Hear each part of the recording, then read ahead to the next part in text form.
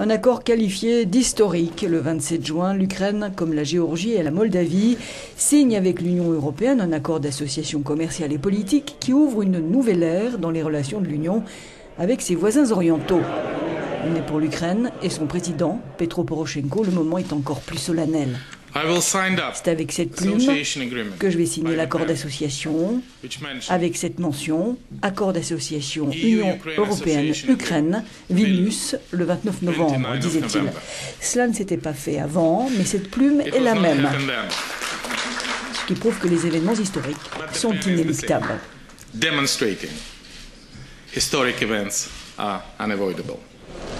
En effet, le 29 novembre 2013, le président ukrainien Viktor Yanukovych se rend à Vilnius. Mais il ne signe pas l'accord dont les négociations avec l'UE avaient commencé en mars 2007. Il ne ferme pas la porte, mais il évoque la Russie.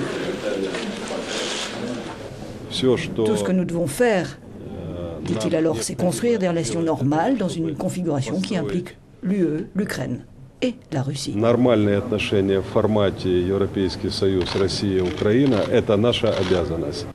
Depuis des mois, la Russie presse Yanukovych par différents moyens pour que l'Ukraine change d'avis et intègre son projet d'union douanière avec d'anciennes républiques soviétiques, dont l'Arménie.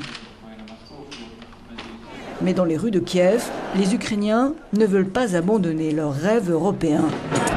Des milliers de personnes vont manifester et s'installer à Maïdan, provoquant la chute de Yanukovych et les événements dramatiques que l'on connaît depuis. Or, l'Union européenne ne lâchera pas un partenaire aussi attractif que l'Ukraine avec ses terres fertiles, ses ressources minières et ses 41 millions d'habitants. L'accord commercial UE-Ukraine va augmenter d'1 milliard d'euros par an les exportations ukrainiennes vers l'Union et de 1% la production annuelle du pays.